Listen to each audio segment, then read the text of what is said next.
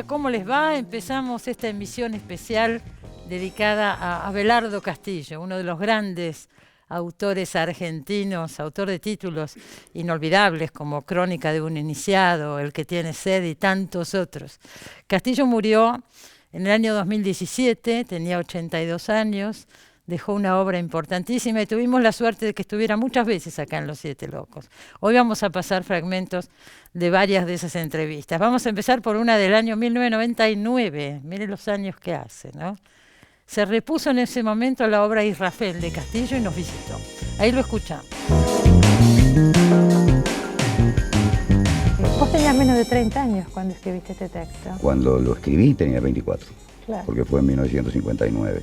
Sí. Después lo reescribiste. Lo reescribí entre el 59 y el 61 y se montó en el 66. Yo ahí sí tenía 30, 31 años, ¿no?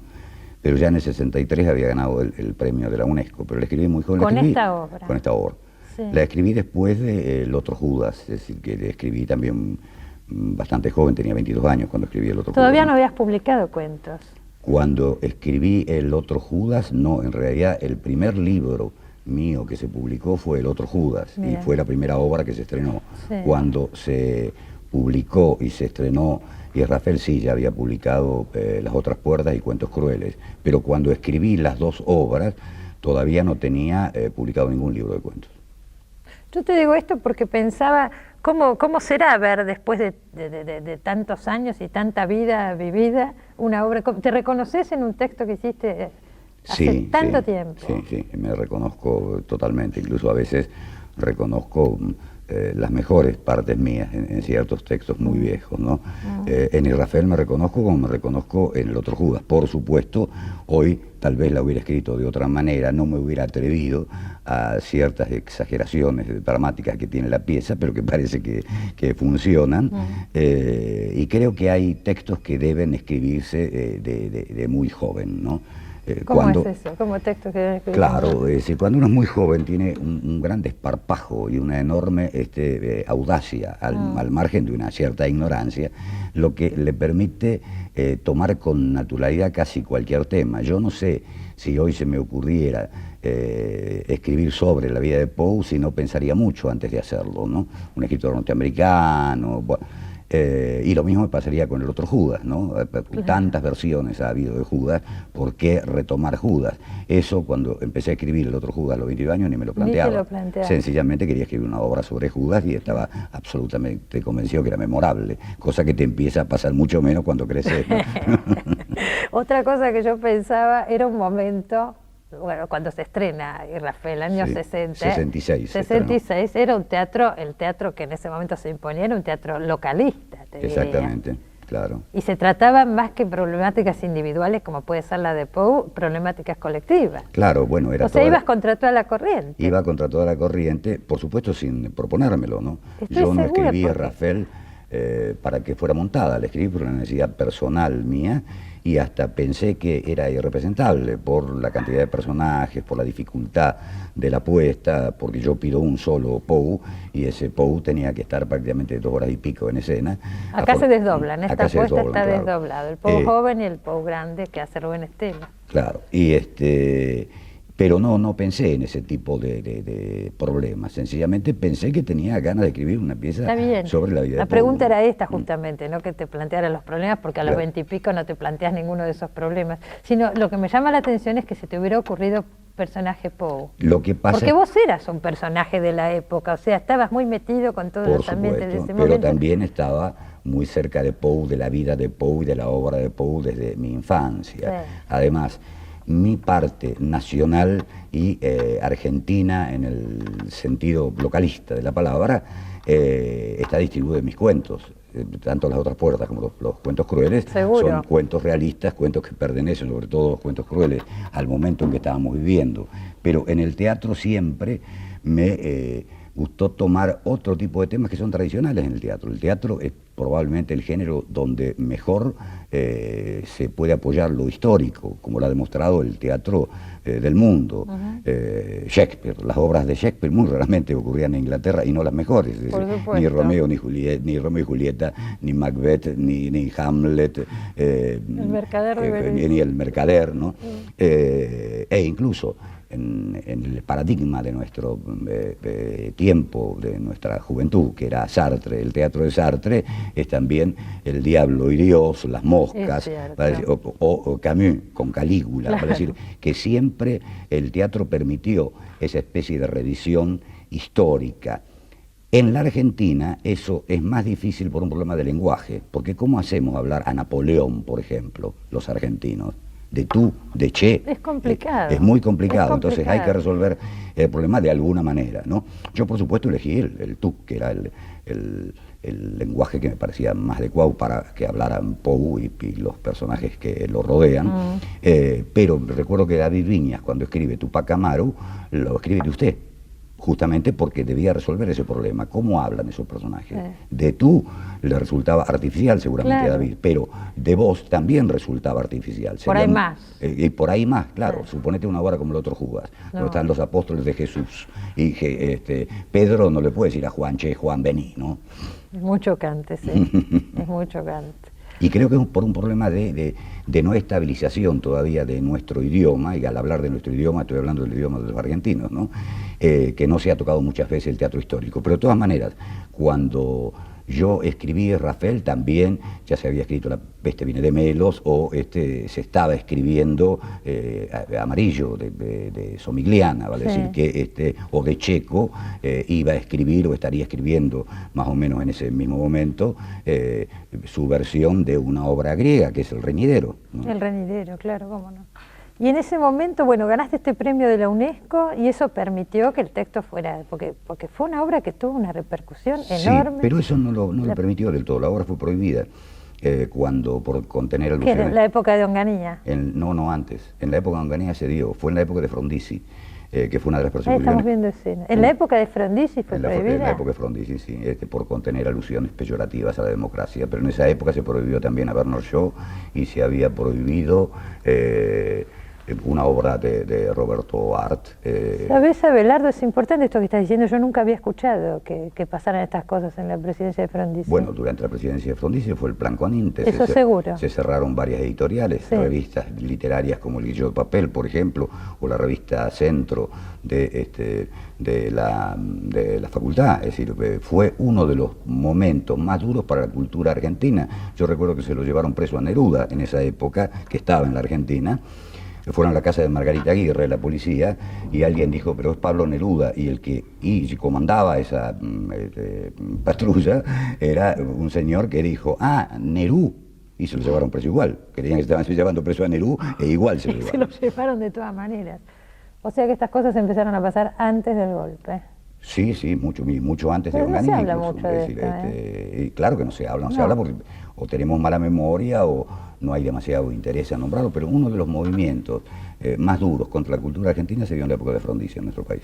Ahí fue cuando se prohibió, pero por orden del gobierno, era un decreto estatal, el Grillo de Papel. Y luego sacamos nosotros el Escarabajo de Oro, ¿no? El Escarabajo de que Oro. Además tuvo varias persecuciones, fuimos presos con Lieberman, luego por supuesto nos liberaron prácticamente en el acto, ¿no?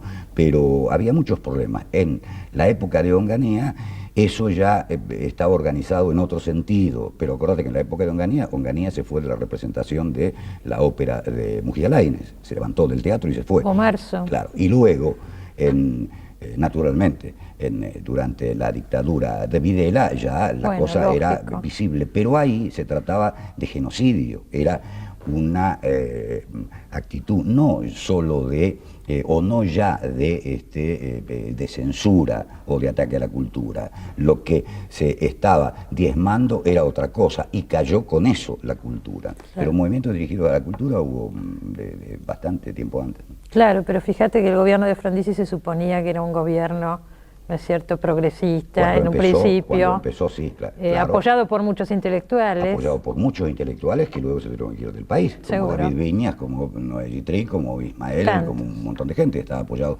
por Sábato, estaba apoyado por... Noé Gitry fue secretario privado. Claro, justamente. Es decir, y después se tuvieron que ir del país. Empezó, digamos, con ese apoyo, incluso con la anuencia de Perón desde España.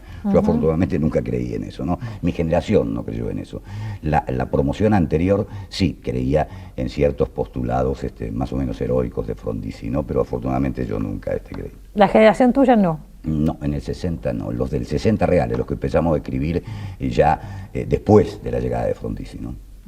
¿A quién votaron, por ejemplo, cuando asume Frondizi? Y votábamos a la izquierda, cualquiera organización más o menos izquierdista que se pudiera votar era la que se votaba. Nos vamos de tema, pero creo que vale la pena hablar de todo esto, porque es un periodo que no se discute tanto, ¿no? No, ese olvida. La persecución a la cultura en la época. Lo que pasa es que ocurrieron cosas muy terribles. Después claro. Bueno, está bien, pero hay que ver desde dónde viene. Claro. Pero Frondizi llegó a prohibir su propio libro. El libro sobre el petróleo, escrito por Frondizi, fue prohibido en la época de Frondizi. Pero porque por ahí no quería que se recordara lo que él había dicho sobre el petróleo. Así que empezó la censura por su propio libro. Bueno, la obra se estrena en el 66. Se estrena en el 66, gana el premio de la UNESCO en el 63, se estrena en el 66, después de varias dudas la iba a dirigir primero Lautaro Murúa. Y en el 66, Inda, que la había leído, Inda Ledesma, me la pide, Halcón viene de España, yo recuerdo sus palabras, yo esa obra la hago aunque sea gratis, dijo Alfredo, ¿no? Y el elenco era, además de Alfredo, el otro Alfredo Iglesias, Milagro de la Vega, Cuni Vera, bueno, había un elenco muy grande, y misteriosamente fue un éxito casi escandaloso, porque era un teatro muy grande. Y dice el teatro argentino, ¿cuál era el teatro argentino? El teatro argentino estaba frente a la Iglesia de la Piedad en la calle Bartolomé Mitre. Era uno de los teatros más antiguos. ¿Qué habrá ahora ahí? No sé exactamente qué hay. Creo que se quemó en algún momento, algo pasó con ese teatro, pero era un teatro tradicional, pero de 1000 y pico de localidades, había que llenarlo. Y se llenaba, no por mérito del texto, ¿no? Pues, se llenaba porque la actuación de Halcón era realmente memorable. Halcón, yo leí en alguna parte que fueron 200.000 personas a verla. Más de 2.000, sí, porque además se hizo 2 veces por televisión, la misma puesta de Inda, pero dirigida por Bonet, y el personaje de Virginia lo hacía Cristina del Valle. Se hizo 2 veces, o creo que llegó a 3 porque la pidió el público luego. Parece que la vio muchísima gente. Los que no lo vieron en el teatro lo vieron por televisión. Por televisión, y fue en esa misma época. Y sí, fue al año siguiente de que bajara Rafael. La primera taberna, sí. Vos la hiciste, lo primero que hiciste fue la primera taberna en un ratito. En un rato, en una tarde. Una inspiración rotunda. Sí, más que inspiración, una falta de responsabilidad rotunda. Venía un grupo de amigos, entre ellos Humberto Costantini, a casa, estábamos por sacar el grillo papel, o ya los debíamos estar por sacar, todavía no salía. Y yo no tenía nada para leer esa tarde. Había que tener algo para leer. Claro, era casi de rigor, ¿no? Y escribí lo que hoy es la primera taberna, y la escribí de un tirón. Cuando la leí, que para mí era eso todo lo que iba a hacer, fue Costantini, Humberto Costantini me dijo que tenía que seguir esa pieza, que para mí ya estaba hecha de alguna manera, ¿no? Y fue a partir de ese momento que empecé a documentarme de verdad sobre la vida de Pou. La terminé ese mismo año, yo recuerdo que el último acto me dio mucho trabajo, y lo terminé en San Pedro, pero la pieza la empecé a escribir casi sin saber nada puntual de la vida de Pou, manejándome únicamente con lo que sabía del momento en que Pou se va de su casa, alrededor de los 18 años, abandona todo, las plantaciones de Galán, que era su padre adoptivo, y decide ser poeta y decide afrontar la poesía y la miseria todo al mismo tiempo, ¿no? Eso era todo lo que a mí me interesaba. De todas maneras, y con esto nos vamos, creo que vale la pena recalcar en el libro, vos lo decís claramente, no es una biografía de Pou, es una apuesta. Sí, no, nunca pretendí que fuera una biografía. Creo que si alguien quiere leer una biografía de Pou, debe ir a un libro biográfico. Yo escribí un drama cuya excusa son 3 o 4 momentos que a mí me importaron de la vida de Pou. Tal vez si Pou resucitara y estuviera de buen humor, diría, bueno, la pieza es muy linda, pero ese no soy yo.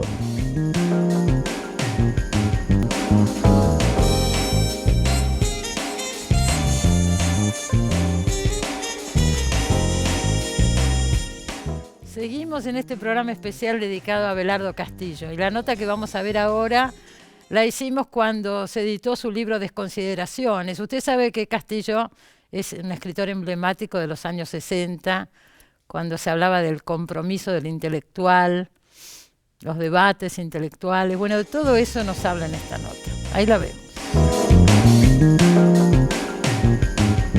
Bueno, dice tantas cosas Abelardo Castillo en este libro, pero miren una que voy a citar ahora, que a mí me gusta, la tengo citada en un libro mío. Hace años podía hablarse de la misión del escritor, de su destino, de su compromiso histórico. Mi generación veía la literatura como arma, como testimonio o como modelo del conocimiento. El problema del escritor actual es que ya no se pregunta para qué sirve la literatura y no se lo pregunta por miedo a la respuesta, dice Castillo. Este libro tiene muchas partes dedicadas a este tema, al lugar del escritor, al rol del escritor. Castillo es un escritor de los 60 cuando se hablaba de un compromiso del escritor, un compromiso del intelectual, conceptos que hoy ya parecen como avejentados o fuera de lugar. Y me gustaría empezar hablando un poco de eso. De acuerdo. En realidad, lo que yo siempre traté de enfatizar, aún en los 60, no es el compromiso del escritor en tanto escritor de ficciones, sino el compromiso del intelectual. Alguien puede ser un autor de ficciones, un poeta o incluso un dramaturgo, y no poder hacer intervenir la noción de compromiso en su obra. Si es un poeta lírico, por ejemplo, y escribe poemas de amor, ¿cómo hace para comprometerse si está escribiendo, por ejemplo, los 20 poemas de amor y una canción desesperada? Después vamos a hablar de eso, porque vos decís que la belleza, la búsqueda de la belleza también es un tipo de compromiso. Bueno, es que es justamente para el escritor o para el poeta, su primer compromiso es con la literatura, o con la poesía, o con el arte, o como lo quieras llamar, ¿no? En cuanto a lo otro, al final del párrafo ese que leíste, que deja un hueco, ¿cuál es la pregunta que tiene miedo de contestarse el escritor? Nadie puede preguntarse para qué sirve la literatura hoy, si no se pregunta ¿para qué sirve mi literatura? ¿Para qué sirvo yo? Justamente, sí.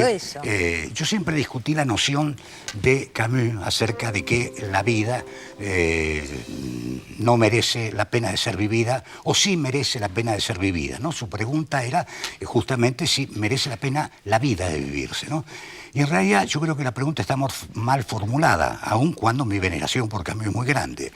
La única pregunta legítima es, ¿mi vida vale la pena? A partir de esa pregunta podés establecer tu canon de la vida, porque no podés decidir por la vida de otra gente. Yo no puedo decidir ni por la vida de mi gato, porque voy a decidir por la vida de los demás. Pero cuando te preguntás las cosas en primera persona, ya empieza a ser no la muerte, sino mi muerte. No es la vida, sino mi vida. Y no es la literatura en general, sino mi literatura. Y cuando uno se pregunta ¿para qué sirve mi literatura?, la pregunta cae en el centro de tu propio ser, y ahí hay que tener cierto valor para contestarla, aunque fuera positivamente, ¿no? Lo que pasa que, bueno, con esto que dijiste tengo para hablar 3 horas, porque tiraste varias puntas que me interesa seguir. La última, lo que dijiste al final, es que este es un momento que por ahí un escritor se plantea, no para qué sirve la literatura, sino para qué sirvo, sobre todo en un caso como el tuyo, donde decís que la literatura es un destino, ni siquiera una profesión. Está en alguna parte también ni un oficio, sino un destino. Entonces poner en duda el valor de la literatura es poner en duda el propio valor. Exactamente. O el sentido. Pero vos podés poner en duda el valor de tu propia literatura sin poner en duda el valor de la literatura. De la literatura en general. Yo puedo poner en duda para qué sirven mis libros, pero no tengo por qué poner en duda, y no lo pondría nunca en duda, para qué sirve, por ejemplo, Guerra y Paz. Hay una confusión tan grande respecto de esto, que cuando Sartre dijo hace muchos años que ante un chico que se muere de hambre, la náusea no tiene peso, todo el mundo se enojó, porque interpretaban que había dicho la literatura no tiene peso, y hasta decían, bueno, pero tampoco la matemática tiene peso, la música tiene peso. Ante un chico que se muere de hambre no hay nada que tenga peso.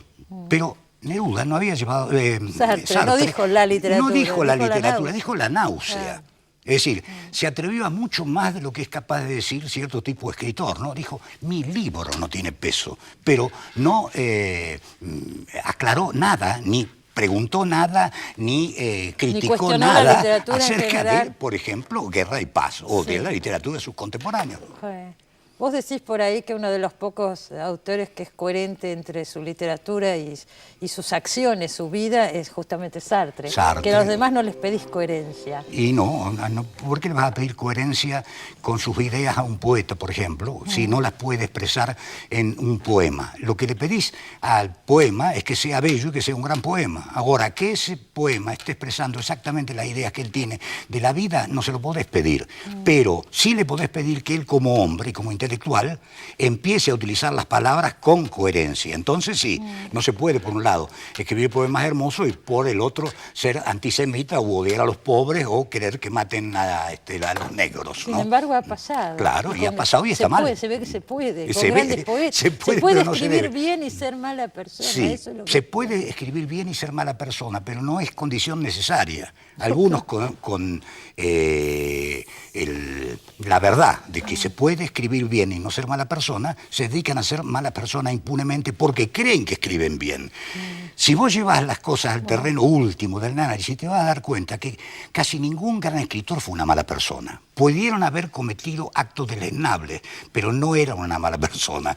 Por ejemplo, Céline, que es muy probablemente uno de los escritores más típicos en ese sentido, ¿no? Ya que fue que de algún modo colaboracionista. Sí. Sin embargo, Céline no era lo mismo de colaboracionista que los militares colaboracionistas. Su colaboracionismo partía desde otro lugar. Y ha habido músicos como Karl Orff que eran nazis.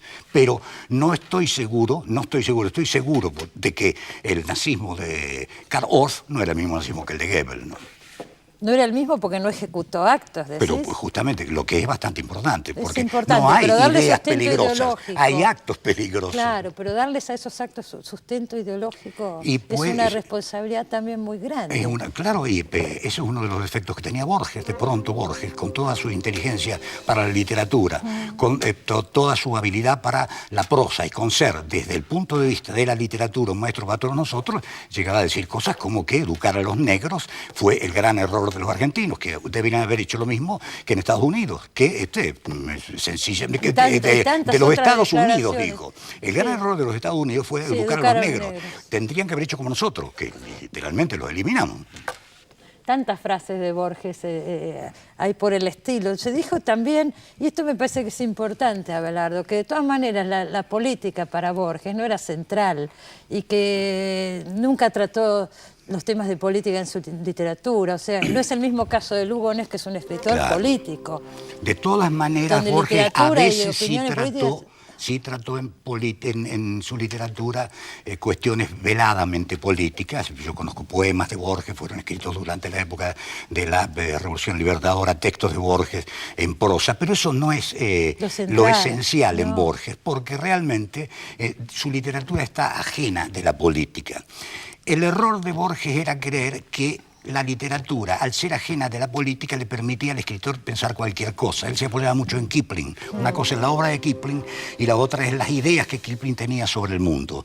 Pero un escritor también escribe con las ideas que tiene sobre el mundo, lo sepa o no. Por eso hay cuentos de Kipling que son deleznables ideológicamente y que ninguno de esos cuentos pertenece a lo mejor de Kipling. Los grandes cuentos de Kipling son otros, o los que no tocan lo político o los que están invirtiendo sus propias ideas. El caso típico de Balzac. Balzac pensaba muy mal acerca del mundo en general, escribía muy bien y además las ideas de la comedia humana son totalmente opuestas a las ideas que suponía sostener el propio Balzac.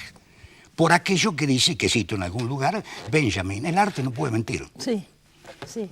Ahora estaba pensando a raíz de esto que decías, de todas maneras, tanto en Borges y también en Lugones y en general en los autores argentinos, en los intelectuales argentinos, ¿qué importancia tiene en el fondo sus declaraciones políticas o su actitud política ante la vida? Porque jamás han tenido eco, ni han tenido ninguna influencia en el poder, ni han para nada modificado el curso de la historia. Bueno, Lugones de alguna manera sí, porque en Lugones sirvieron un poco de piso ideológico al golpe de Uriburu, sí, ¿no? Pero después no lo llamaron nunca más. Nunca más, porque Lugones era, dentro de su especie de brutalidad ideológica, un hombre muy honesto, era muy sincero. Sí, sí, sí. Hablando con Borges una noche, Yo recuerdo que Borges me dijo, y era muy cómico oírlo, yo no sé qué pasa, Castillo, que ahora hasta los peronistas y los comunistas me quieren. En la lista de escritores hay capítulos de este libro, hay ensayos sobre diferentes escritores, algunos argentinos como Roberto Alt,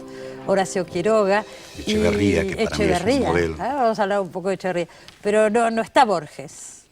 No, porque un poco son los escritores que vos considerás. A ver, ¿por qué elegiste algunos y otros no? Vamos a empezar en realidad no sé por qué los elegí. Es decir, no, bueno, yo sé por qué elegiste a Poe, por ejemplo, porque son los autores que vos considerás que te han formado, que han claro, pero en realidad yo no los elegí por ellos mismos, sino hay una especie de columna vertebral en el libro.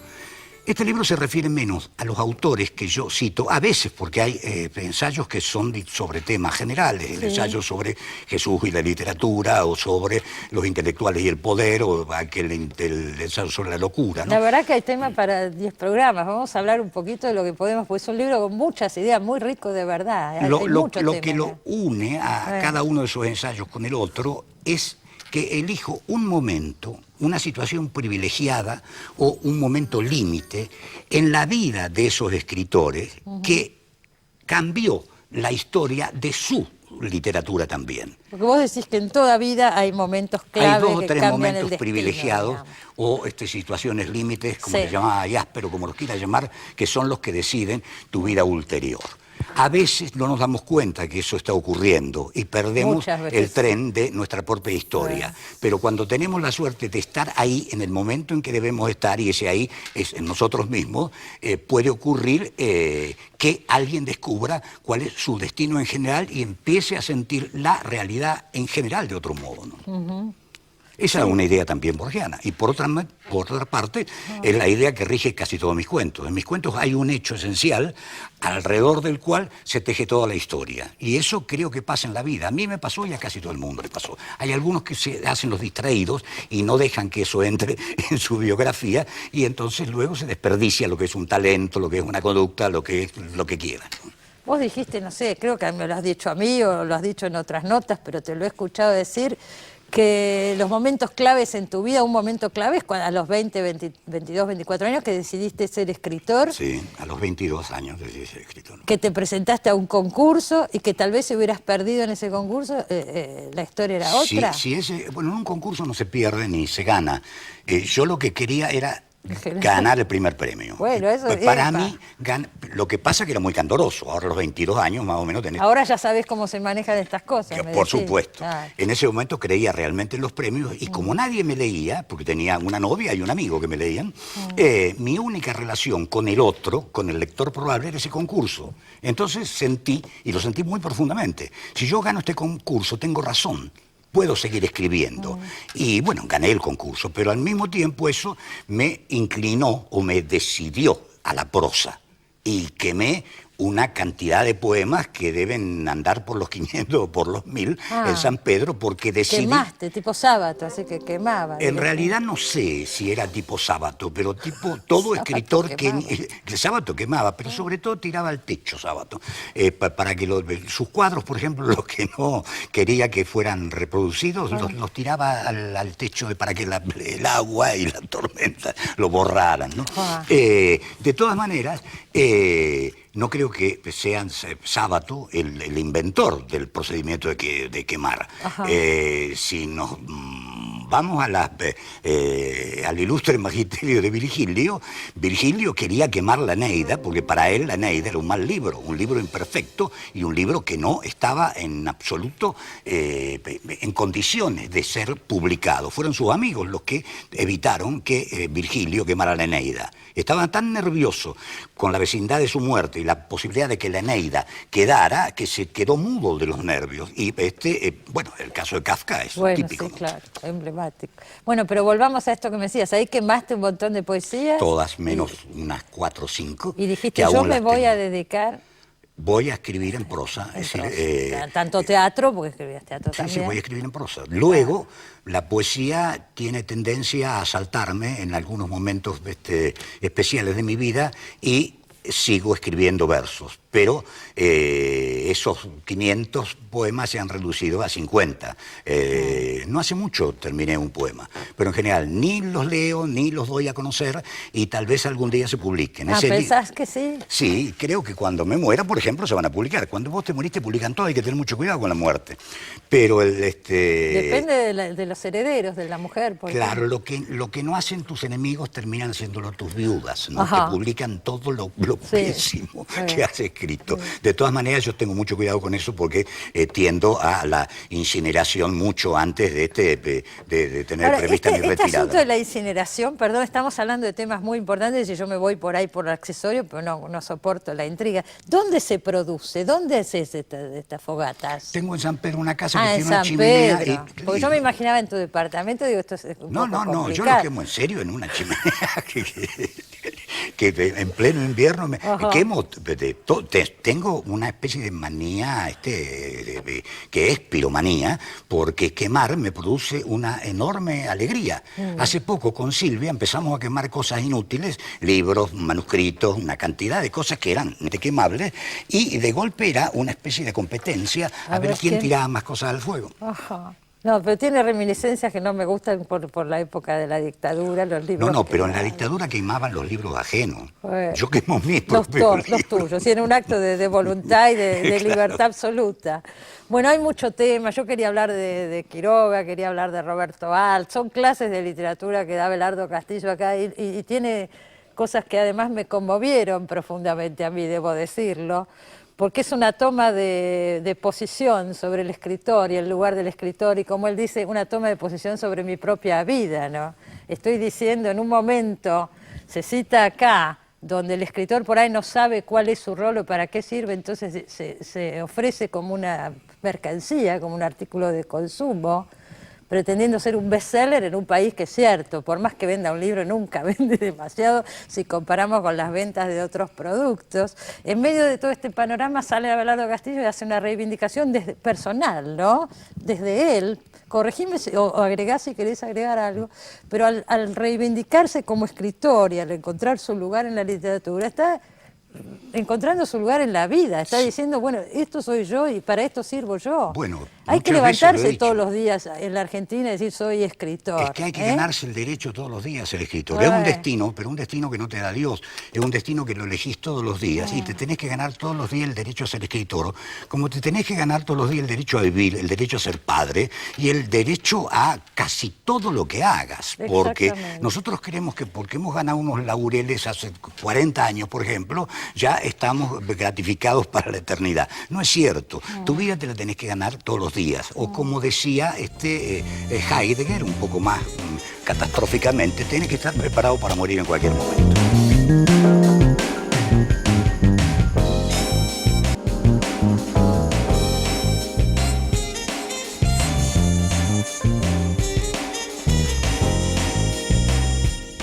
Seguimos en este programa especial dedicado a Abelardo Castillo. Les recuerdo que todas estas notas, estos fragmentos, si usted quiere ver las notas completas, en la web están absolutamente todas y muchas más, porque tenemos muchísimas notas con Abelardo Castillo. En el año 2007 se reeditó su libro Ser Escritor, donde habla justamente de eso, de lo que para él significa el oficio de escribir. Yo había tomado el libro, había marcado algunas frases, algunos fragmentos, y se los iba leyendo y él los comentaba. Y fue muy interesante esa nota, ahí la vemos. Una historia contada de la única manera posible. Bueno, eso es más bien una frase rotunda que no admite mucho comentario, porque lo que yo creo es que un buen cuento es una historia buena, contada de la única manera posible, ¿no? No, pero es interesante lo que estás diciendo. O sea, no se podría escribir de otra manera. Cuando el cuento realmente es bueno, no se podría escribir de otra manera. Ni podría ser novela, ni podría ser otra cosa. Justamente. Si se le agrega algo, se le quita algo, empieza a ser otra cosa. Un gran cuento vos sentís que tiene las palabras que debe tener. Y aunque es muy difícil, siendo cuentista, llegar a esa idea que es la que todos los cuentistas han postulado como el desideratum del cuento, en un cuento no debería sobrar ni faltar ninguna palabra. Por supuesto que eso es imposible de conseguir, pero cuando te encontrás con un cuento como El Capote de Gogol, o como el que cité hace un momento, Las ruinas de la casa Usher, vos sentís que eso es todo lo que debió escribirse, ¿no? Literatura nace quizá de una fuerte tendencia a la incomunicación o a la mala comunicación. Siempre lo creí. Siempre creí que no solo la literatura, sino el arte en general es una respuesta a una cierta incapacidad de comunicarse con el otro. De ahí que encontremos tantos grandes escritores elocuentes que son asombrosamente malos conversadores, por ejemplo. Y lo que digo ahí es cierto, ¿no? Es decir, por ejemplo, los pintores. Los pintores tienen un modo de comunicarse muy particular que no pertenece a la palabra, pertenece, que es como los músicos, ¿no? Pertenecen a su propio oficio o a su propia vocación existencial. La manera de comunicarse es esa. Claro, y en literatura pasa lo mismo. Aunque nosotros nos comunicamos a través de la palabra que realmente nos comunica es la palabra de la ficción, la palabra del poema o la palabra de la obra de teatro. Nos cuesta mucho a veces enunciar ciertas ideas que para los demás son naturales. Lo digo en ese mismo texto, ¿no? ¿Cómo se dice te quiero? ¿Cómo se dice tu belleza me conmueve? Es muy difícil decir eso en una conversación normal, por más que quieras o por más que ames la belleza. Eso es mucho más fácil encontrarlo en la literatura de un escritor. Y Neruda creo que lo dijo mejor que nadie, ¿no? Tal vez yo no puedo decirles quién soy yo, pero si les preguntáis a mi poesía, decía Neruda, ella les dirá quién soy. No es la temática lo que nacionaliza un texto. Por eso nos equivocamos tanto cuando juzgamos la nacionalidad o la antinacionalidad de Borges. No importa si Borges habla de vikings o habla de guapos. Hay que ver su escritura, si es una escritura nacional. Y la escritura nacionaliza los temas. Shakespeare funda junto con decir, del mismo modo que Dante funda el idioma italiano, con su escritura, no con el tema de la Divina Comedia o el tema de las de los dramas de Shakespeare, no es esencialmente el de los países que le dio origen, es la literatura de ellos, que está tomada del habla de su pueblo, la que hace que eso sea inglés o sea italiano.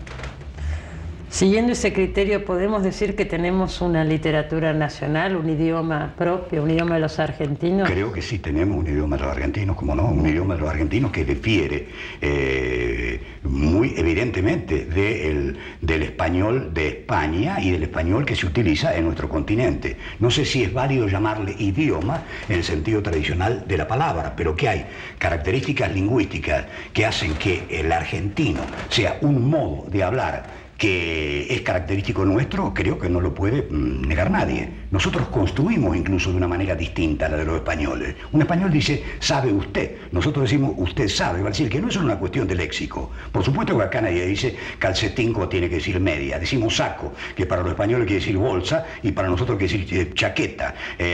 Nadie va a decir carrusel o tío vivo cuando ve una carecita, salvo que sea un profesor amanerado de retórica que tenga además 114 años. Es decir, pero no es solo el uso de las palabras en el sentido léxico, es la construcción que damos. De ahí que, si a un texto escrito de tú, como ha ocurrido en la literatura argentina, se lo transfiere mecánicamente al vos, sigue sonando de un modo muy particular y no argentino, porque nosotros hay formas verbales, por ejemplo, que no utilizamos.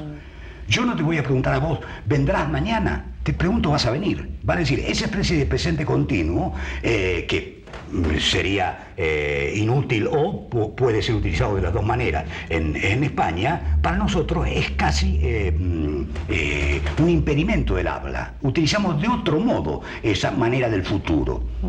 Entonces, en todo eso debe reparar un escritor si quiere que sus personajes parezcan realmente argentinos. ¿Por qué no suenan tan cómicas y tan ridículas a veces los teleteatros? Porque ese modo de hablar no pertenece a nuestra habla. Esos personajes hablan en cualquier cosa. Es decir, vos sentís, esto está ocurriendo en la Argentina teóricamente, pero el que escribió esto no tiene la menor idea de cómo hablan los personajes reales. Puedo decir que asistí a un solo taller literario en mi vida y que duró alrededor de 5 minutos. Qué aliciente para tus alumnos de esto, ¿no? Podés no seguir leyendo porque me acuerdo perfectamente lo que ocurrió en esos 5 minutos. Yo llevaba un cuento que creía naturalmente que era extraordinario. En esa época yo tenía 16 o 17 años y se lo empecé a leer a un profesor sin cátedra de San Pedro, a Bocio Arnáez, un hombre muy sabio y muy particular. La penúltima vez que yo lo vi estaba aprendiendo ruso para leer a Dostoyevsky en su idioma original. La última vez que yo lo vi estaba leyendo a Dostoyevsky en ruso con una lupa de este tamaño, ¿no? Porque estaba casi ciego. Entonces, ese día le voy a leer mi cuento que empezaba: por el sendero venía avanzando el viejecillo. Me detuvo y me dijo que no siguiera más y me preguntó: ¿por qué sendero y no camino? ¿Por qué avanzando y no caminando? ¿Por qué el viejecillo y no un viejecillo, si todavía no conocemos al personaje? ¿Y por qué viejecillo y no viejito, viejo, anciano, etcétera? Y sobre todo, ¿por qué invertía el orden lógico de la frase? ¿Por qué no decía, ya que quería escribir esa palabra, que el viejecillo venía avanzando por el sendero? Por supuesto, yo no tenía respuesta a ninguna de estas preguntas, pero era muy petulante, como correspondía a mi edad. Dije, bueno, señor, porque ese es mi estilo. Y él me respondió, para tener estilo hay que aprender a escribir.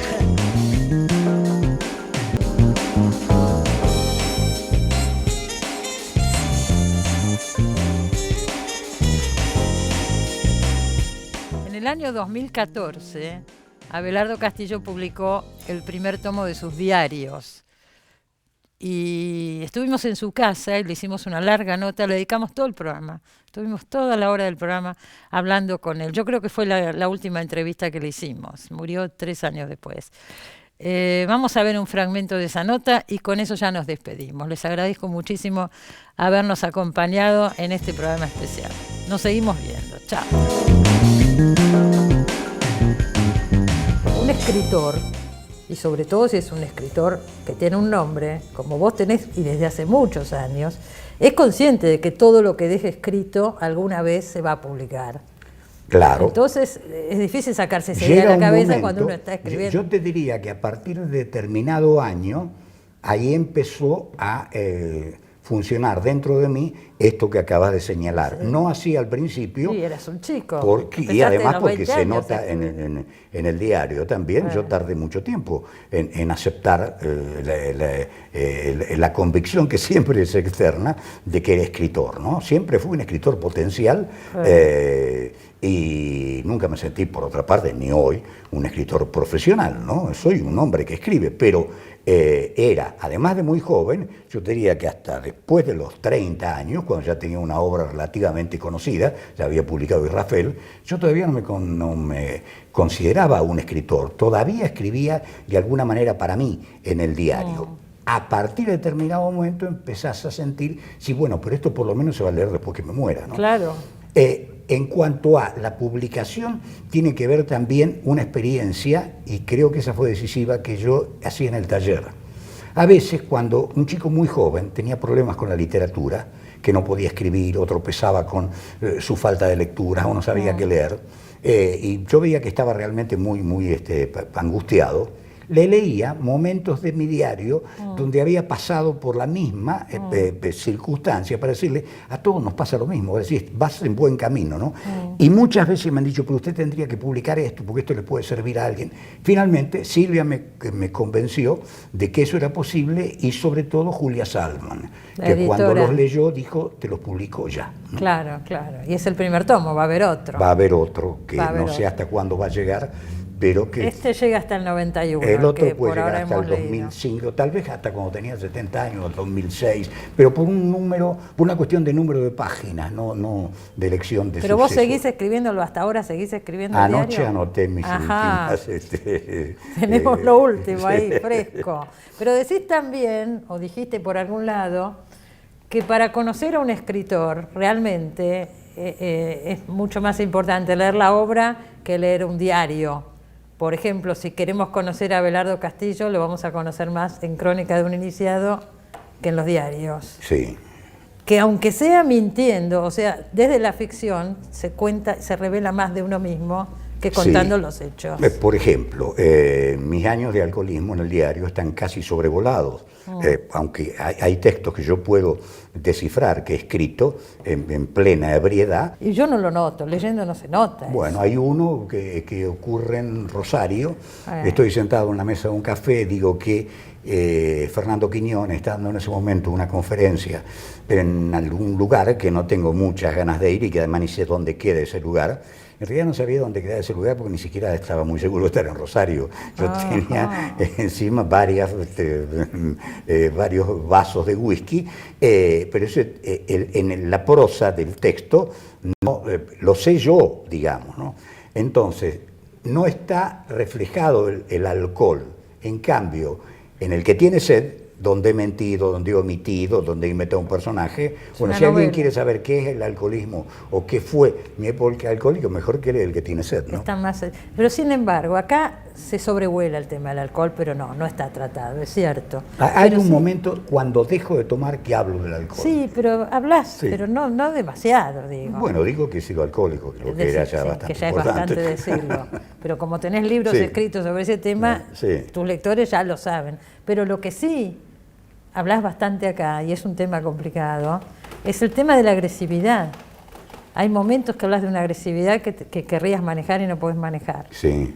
Eso lo planteas, hablas mucho más de eso que del alcoholismo. Creo que también es un tema, qué sé yo, es exponerse mucho contar ese tipo de cosas, ¿no? Claro, lo que pasa que, insisto, cuando yo lo escribí no lo estaba contando. Claro, pero no lo editaste, no hiciste trampa, no dijiste esto no va, por ejemplo. No, no hay nada, incluso los podríamos cotejar palabra por palabra, que lo tuve que hacer con los cuadernos, están hasta palabras que yo hoy no pondría. Por ejemplo, recuerdo una, que descendí del ómnibus en tal momento en Sierras Vallas, una que se llama El Toro, ¿no? Yo hoy no pondría descendí ni con un revólver en la cabeza, pondría bajé, ¿no? Lo que pasa es que también ese soy yo, y es un yo que yo llevo conmigo desde este diario y desde mucho antes, porque hay un diario previo a este, Cuadernos que he perdido, que son de los 18 años, que están llenos de anotaciones sobre lectura, porque así empezaron. Yo nunca empecé a escribir un diario sobre tu vida. Claro, yo tenía cuadernos, como esos, en los que anotaba temas de cuentos, poemas, pensamientos súbitos que creía, naturalmente sensacionales, o reflexiones sobre los libros que leía. Sí. Esos primeros cuadernos se perdieron y empiezan realmente cuando tengo 19 años, aunque las primeras anotaciones son cuando tengo 18, ¿no? Claro. Pero de todas maneras acá hay muchas reflexiones. Por ejemplo, otro tema que aparece como un interés muy importante, además de la literatura, es la filosofía. Sí. Y hay reflexiones sobre Platón, Aristóteles, Nietzsche. Bueno, es que una de mis pasiones fue siempre la filosofía, y yo pensaba estudiar, no letras, nunca me sentí vinculado a la literatura desde un punto de vista académico, ¿no? Sino filosofía. Es decir, yo pensaba estudiar dos carreras realmente, ciencia exacta y filosofía. Ya lo he contado muchas veces, ¿no? Ciencia exacta porque creía que conocer el mundo, la estructura matemática del mundo, era de alguna manera acercarse a una cierta verdad. Y filosofía porque yo ponía en la filosofía algo así como el corazón o el alma del hombre, ¿no? Entonces, si conocías el orden matemático del universo y conocías también el hombre, ya debías saber todo lo que sabías, ¿no? Lo que se debía saber, ¿no? Era una idea candorosa, pero yo tenía 16 o 17 años cuando la... Y ambiciosa. Claro. Y ambiciosa.